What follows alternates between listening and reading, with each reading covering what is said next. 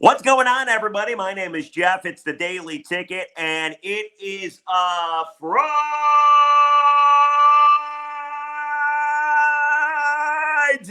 I don't know if you like that or hate that. I don't know if you find that annoying or invigorating, but I'm pretty jacked up that it's Friday. The weekend is here. I'm excited. I am. And it's still nice outside. Full disclosure, I'm doing this podcast at like 11:09 on Thursday. It's my day off today. So I usually look shitty. You know this. Awful hair, big nose, bad skin. But today I look extra shitty because I have not showered. I'm getting ready to go outside and play a little golf. The hair looks disgusting as usual. The nose looks even bigger than usual. And I have not shaved in like 3 days. So I apologize for my appearance. But if you watch on YouTube, you're already used to how bad I look. So what am I apologizing for? I can't really do much about it. I mean, I could shower, I guess, but I'll get around to it. My day off. Leave me alone. Maybe I'm just self-conscious about it. I don't know. Anyway, let's get to it, shall we? Because it's the last day of the week.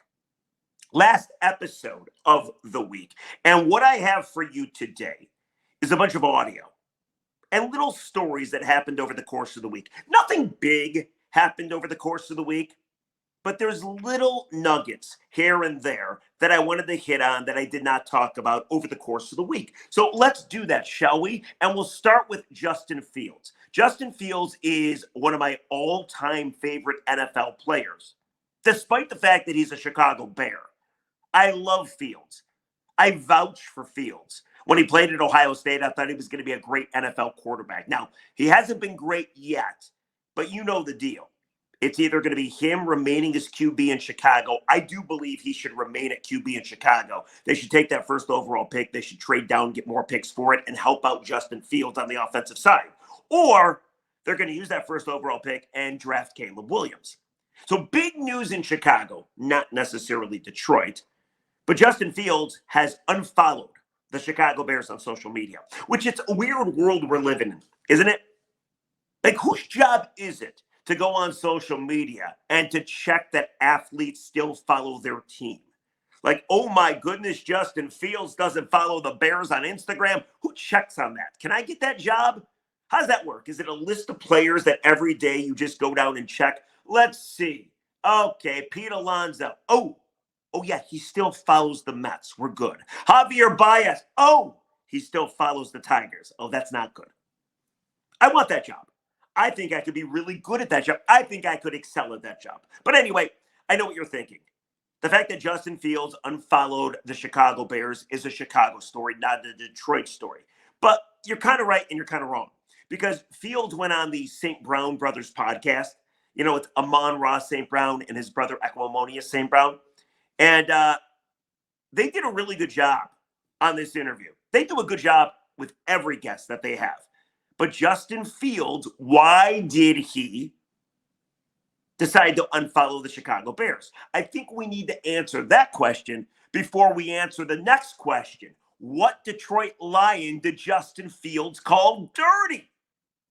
Here's the answer to the first question. Great question by Amon-Ra St. Brown. Take a listen. Why did Fields unfollow the Bears? Since we're here, hold on. But I mean, we're not comparing. No. Since we're here, all right, come on. What's with the unfollow with the Bears? What's up with that? Man, bro, I'm glad we're talking about it because why do people take social media so serious?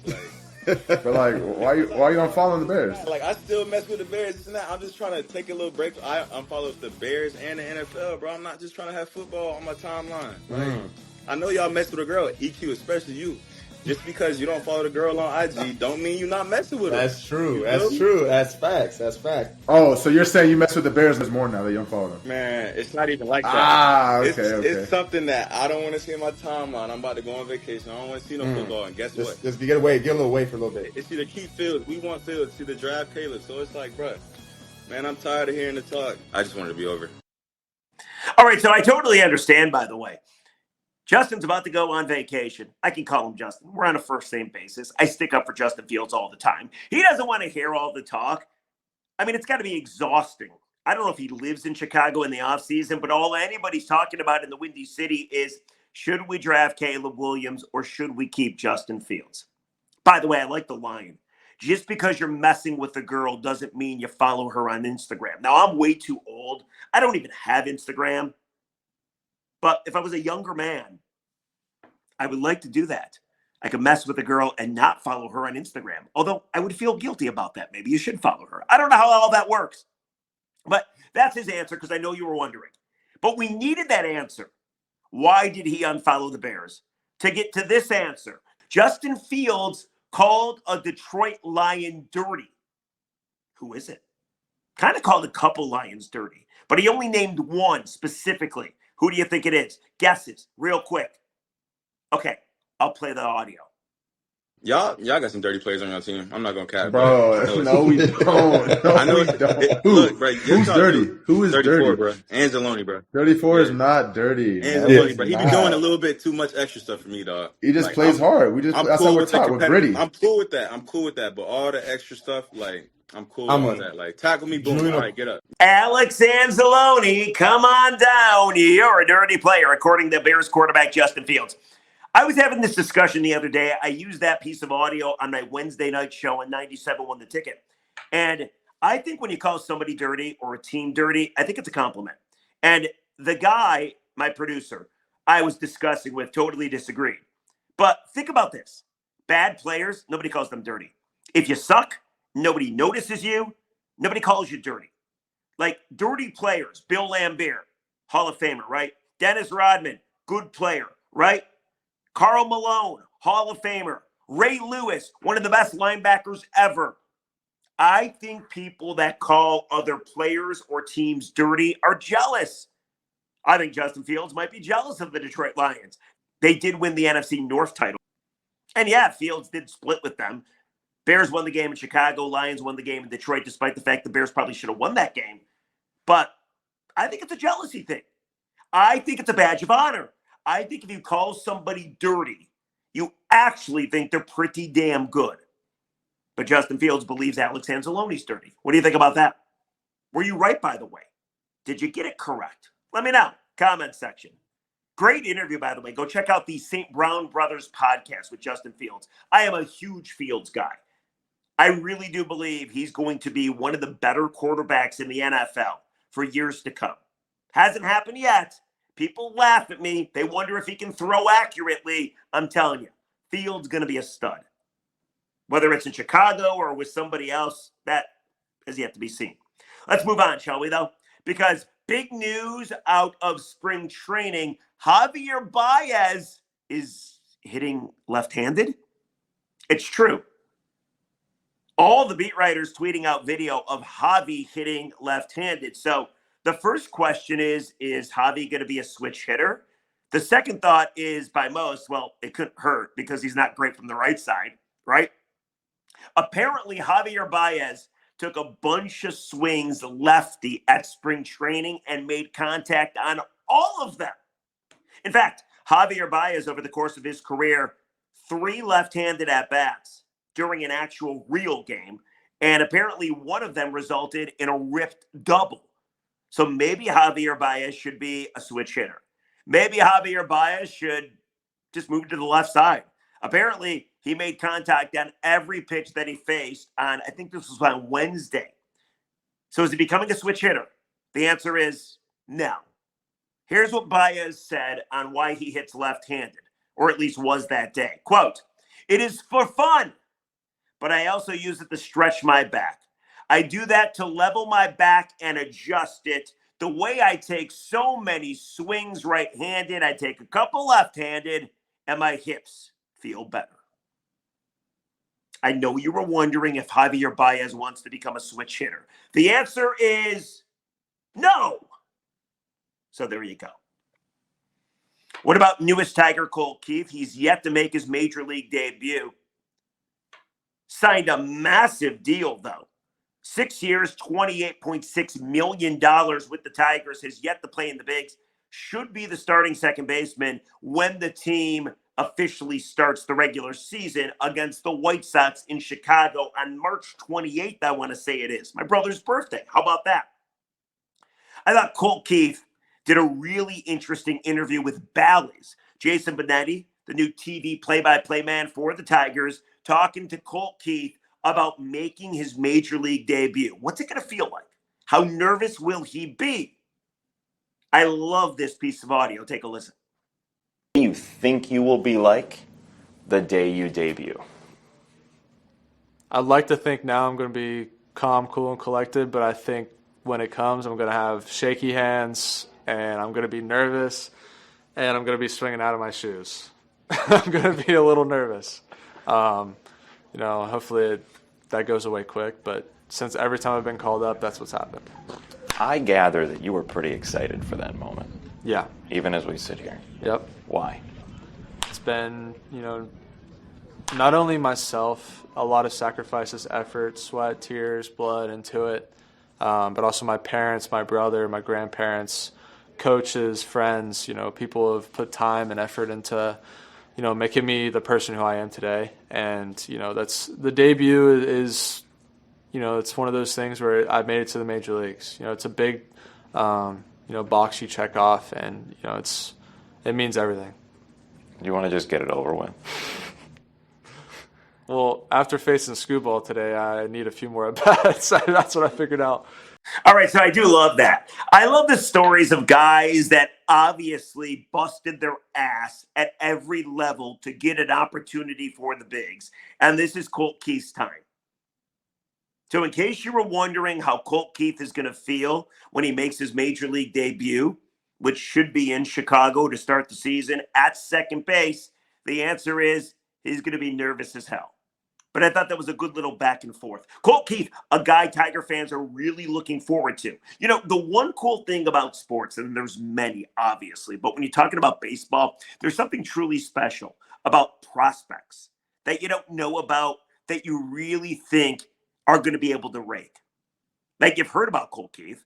He had a nice season last year in the minors. Everybody wanted him called up. And now we get to see him more than likely at the start of the season. Tigers claim they're not just giving away the position, but he's your second baseman. A lot of young guys for the Tigers. We're not going to get into it again.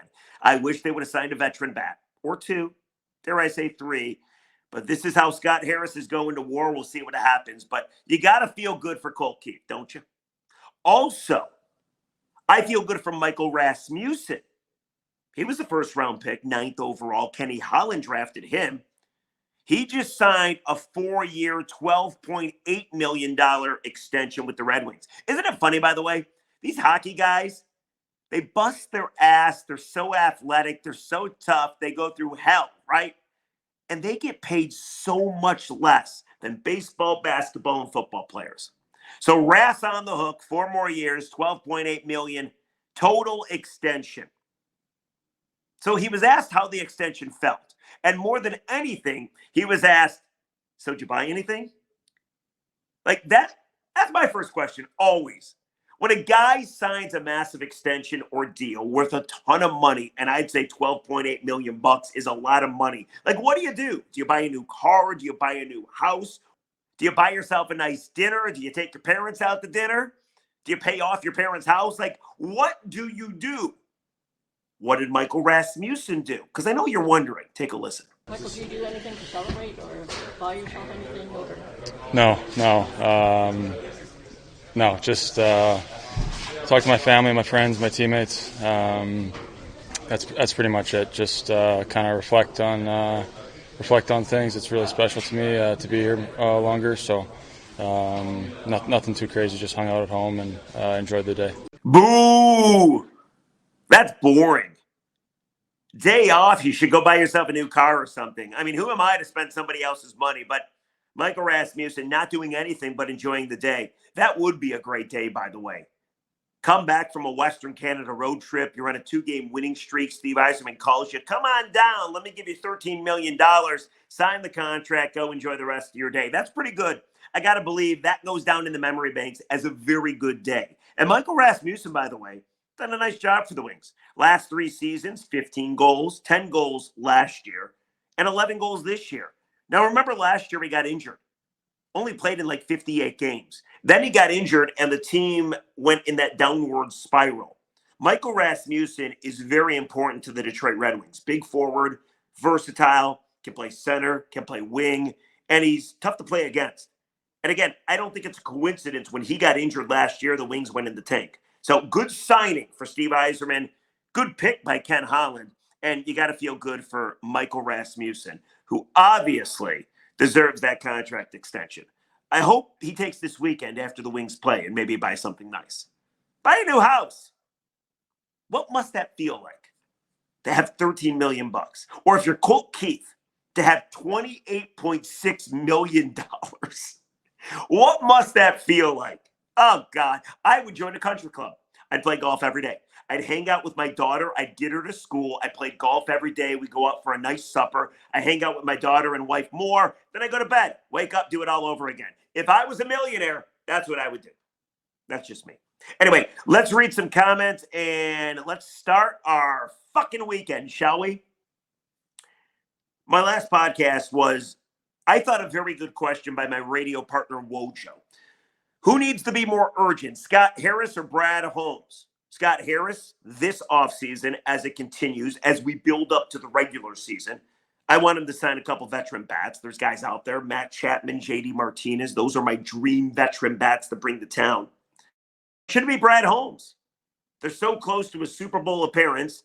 I think that's pretty obvious. Should Brad Holmes be super aggressive in free agency, despite the fact he pretty much told all of Detroit he's not going to be? Who needs to be more aggressive? Couple comments. This one comes from Austin Bros. Austin, a friend of the program, says definitely needs to be Scott Harris. I know we are rebuilding, but we need a big move to kickstart this thing in the right direction and show we are serious about improving. Drives me crazy when quality guys are available and Detroit teams continue to sit on the sidelines. I think Austin Bros nailed it. 100%. He's dead on. This is a winnable division. I'm not going to go through the spiel again. But I do feel like you're letting Detroit down by not going out and being proactive and bringing in a couple guys that can help. And those guys are out there. That's a great comment. I got one more. This one comes from Night Owl-KN6GM. Who needs to be more urgent? Night Owl says Brad Holmes, on the cusp of winning a championship. So he needs to push in his chips and go for it. The Tigers don't even seem to care about winning this year. Scott Boy Wonder Harris is in way over his head. So we got one vote for Scott. We got one vote for Brad. Feel free to comment and let me know what you think. That's going to do it for the Daily Ticket. Guys, enjoy your weekend. We'll catch you on a Monday. I'm going to go play some golf. I played on Wednesday. It was delightful.